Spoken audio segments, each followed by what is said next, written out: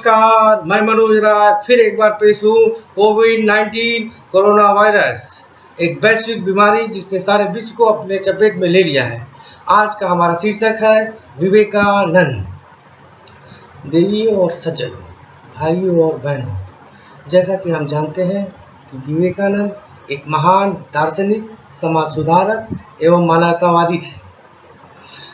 जैसा कि आपको मालूम है कि विवेकानंद का जन्म बंगाल में हुआ था और उनके तमाम परिक्षेत्र के ऐसे लोग थे या उस समय ऐसा काल चल रहा था जब बंगाल में सुधार आंदोलन की नींव पड़ चुकी थी। विवेकानंद एक कायस्थ परिवार से जन्मे हुए थे, उच्च वर्ग के रहने वाले थे, उच्च वर्ग की मान्यता उन पर हावी थी।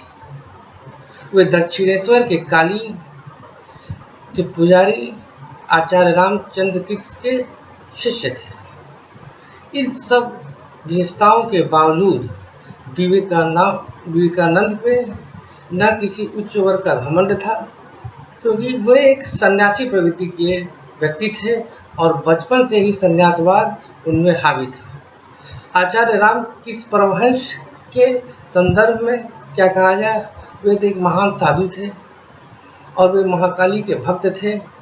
उनके संबंध में जितना भी कहा जाए कम है। स्वामी विवेकानंद जब रामकृष्ण परमहंस के शरण में आए तो उनमें धर्म, दर्शन, चिंतन का प्रभाव बढ़ गया। उनके ही परिणाम स्वरूप उनमें ये लगा कि सिर्फ मनुष्य के लिए बना है, न जात है, न धर्म है, न उच्च वर्ग है, न निम्न वर्ग है। जैसा कि हमें मालूम है उस समय बंगाल में उच्च वर्ग का बोलबाला था। ऊंची मानसिकता के होने के बावजूद भी स्वामी विवेकानंद हमेशा नीचे वर्ग के लिए कार्य के लिए संकल्पित थे। उन्होंने सारी मोह माया को छोड़ दिया और 1893 ईस्वी में महाराज खेत्री ने उनका नामकरण विवेकानंद किया।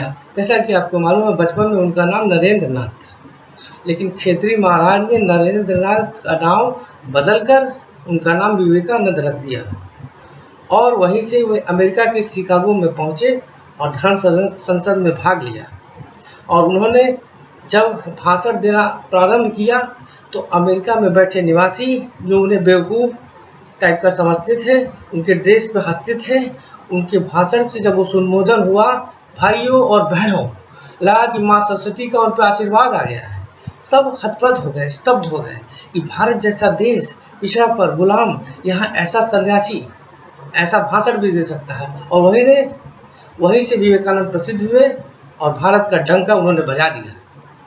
आज के परिदृश्य में देखें तो कोरोना वायरस जो चीन से होते हुए अमेरिका, चीन, जापान होते हुए भारत में भी प्रवेश कर चुका है। अमेरिका से उनका संबंध है और कोरोना वायरस का भी संबंध है। अतः अमेरिकियों को चाहिए कि वे कम से कम स्वामी विवेकानंद के सिद्धांतों को ही अनुसरण कर लें, क्योंकि आज का रिपोर्ट है कि अमेरिका की स्थिति दिन पर दिन खराब होती जा रही है। एक्टिव केसों की संख्या 7 लाख से ऊपर हो गई है और लॉकडाउन सिर्फ नाम का पालन किया जा रहा है। मुझे उन्हें संवेदना है, मुझे उन्हीं क्या, मैं समस्त मानवतावादी हूँ और मुझे समस्त मानवता से प्रेम है। मैं विवेकानंद का शिष्य हूँ।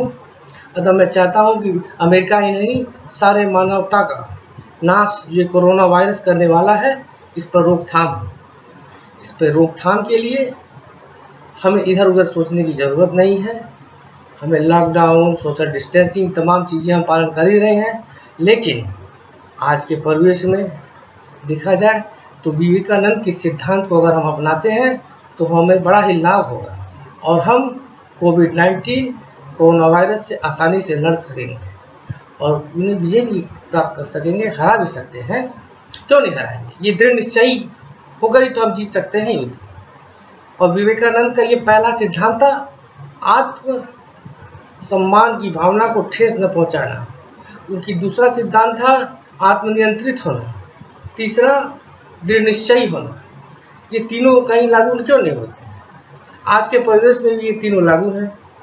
आप सोचिए, खुद सोचिए, हम अगर आत्म समर्पित हो जाए, हम अगर आत्मा को परमात्मा में मानकर सारी मानवता को एक समझ लें, सारे धर्म, जाति सब कुछ भुलाकर मानव प्रेम के प्रति कार्य करें, सहयोग करें, गरीबों को खाना खिलाएं। हाँ, सामाजिक दूरी बहुत जरूरी है।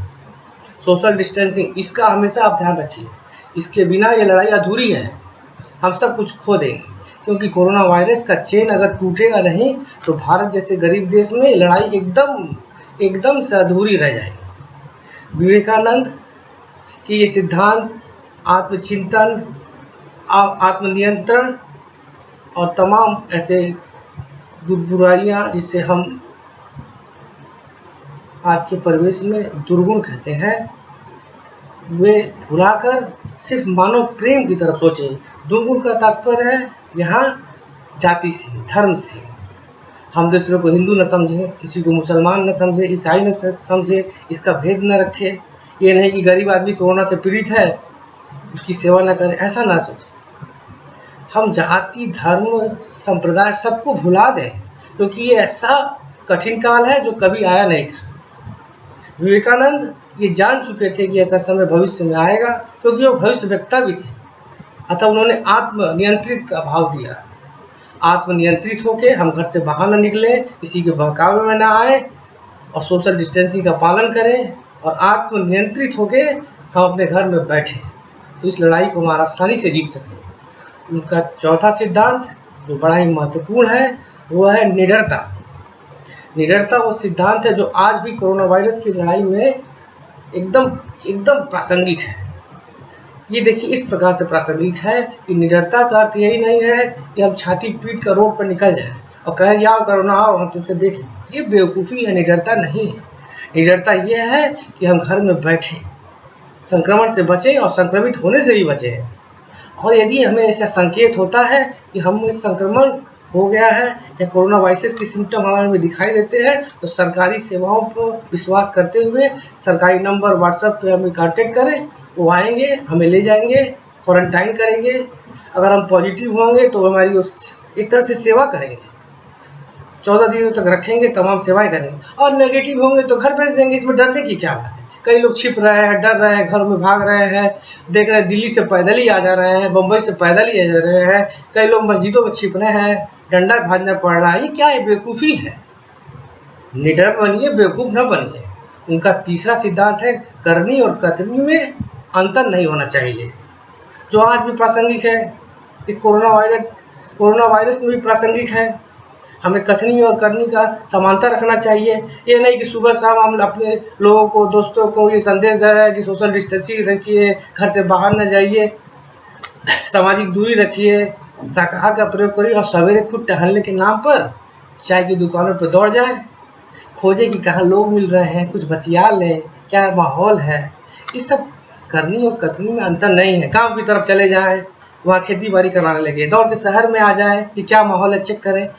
ये एकदम गलत है। हम संदेश दूसरों को दे, ज्ञाता बन जाए, सोशल डिस्टेंसिंग का पालन कीजिए, ये करिए, वो करिए, सामाजिक दूरी बनाइए, और स्वयं करनी करते समय इसका ठीक उल्टा करें। ये सिद्धांत बिल्कुल उचित नहीं है। हमें विवेकानंद के सिद्धांत कथनी और करनी का यहाँ पालन करना पड़ेगा। अतः विवेकानंद के निम्नलिखित सिद्धांतों को पालन करके हम कोविड-19 को हरा देंगे, पूर्ण विश्वास हरा देंगे। यही नहीं, भविष्य में भी हमारे सामने बहुत सी कठिनाई आएंगी और इसके द्वारा हम विवेकानंद के सिद्धांत के द्वारा इन्हें भी हरा सकते हैं, इनका पालन कर सकते हैं। इन्हीं सब विचारों के साथ मैं आशा करता हूँ कि आप लोग विवेकानंद के सिद्धांत का अपने मन, मस्तिष्क और दिमाग में पालन करेंगे और चिंतन करेंगे। इन्हीं बातों के साथ मैं अपनी वाणी को विराम देता हूँ। जय हिंद, जय भारत, धन्यवाद।